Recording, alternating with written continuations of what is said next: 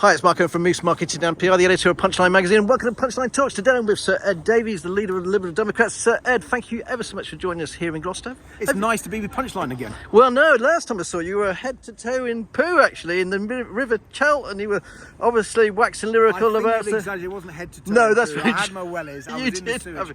And we were pointing out, because the Liberal Democrats have been leading the campaign across the country on this, the Conservatives have been allowing our water companies to get away with blue murder, pumping their filthy sewage into our rivers and onto our beaches, harming human health, harming our environment, and it's frankly unacceptable.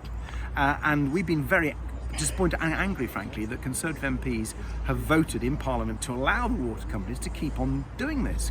And I think people are disgusted by it and we want action. So Liberal Democrats have put forward a whole set of constructive ideas about how we could turn this around. And we just hope we can vote the Conservatives out here in Gloucester on May the 2nd and when it comes to the general election, so we can get some real change on things like the environment. And how much chance do you think you have of taking here Gloucester? The Cheltenham, the Liberal Democrats been knocking on the door for a long time. Jeremy seems to have been here forever.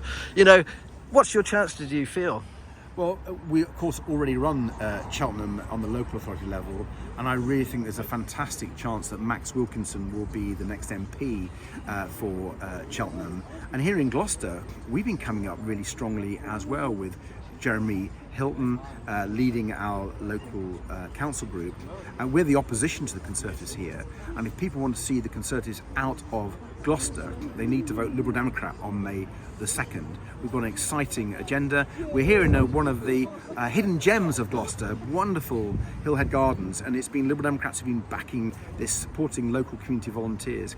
And it's a classic example. If you vote Liberal Democrat on May the 2nd, you'll get a hard-working local champion as your councillor, and it will show that Liberal Democrats are on the march, not just in Cheltenham, but in Gloucester and elsewhere in the county. Now, we're a business-to-business publication. What would you like to say to the business community for the whole of the county? What's your core message, why we should vote Liberal Democrat, why someone should vote Liberal Democrat? Well, I think the business community in Gloucester and elsewhere just doesn't feel listened to by the Conservatives, feel ignored.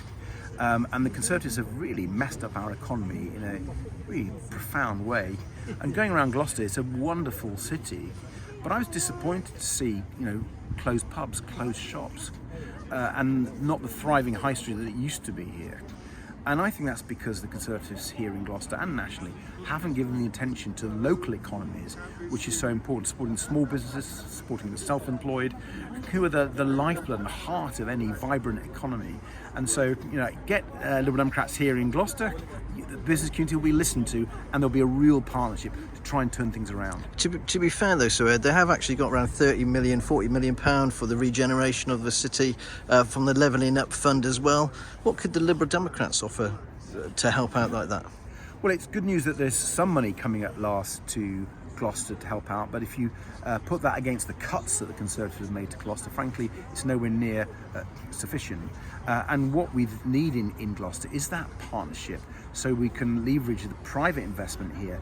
And one thing I've noticed, not just in Gloucester but elsewhere, is because it's been so much instability and infighting amongst the Conservatives, people have felt unable to invest in the long term because they don't know what's going to happen in the future. I think if you get a good, strong Liberal Democrat voice here, that will change. And there'll be some real, not just partnership, but some clear strategies for the future, which will leverage in much more private investment. What about the minimum wage? So one of the big things that a lot of businesses are talking to me about, really worried about, the cost of the minimum wage has gone up. 1st of April just now has gone up another £1 for different age groups. It's a real cost, a real worry in the hospitality sector. Have you got anything to say about that? Yeah, I really understand that is a problem, but we do need to make sure people are getting a decent wage. What I'd like to see to help businesses who are struggling with paying that minimum wage is support for their energy costs. So when I talk to businesses, yes, they are worried about the minimum wage, but the thing they're worried about even more are energy costs. And the government have withdrawn support for energy costs, even though many businesses are struggling, even going out of business because of the huge prices they're paying for their electricity and their gas. If there was some support for small business on that, I think it would offset the impact of the minimum wage. So Ed, great to see you again. Thanks ever so much for visiting Gloucester, sir. Thank you.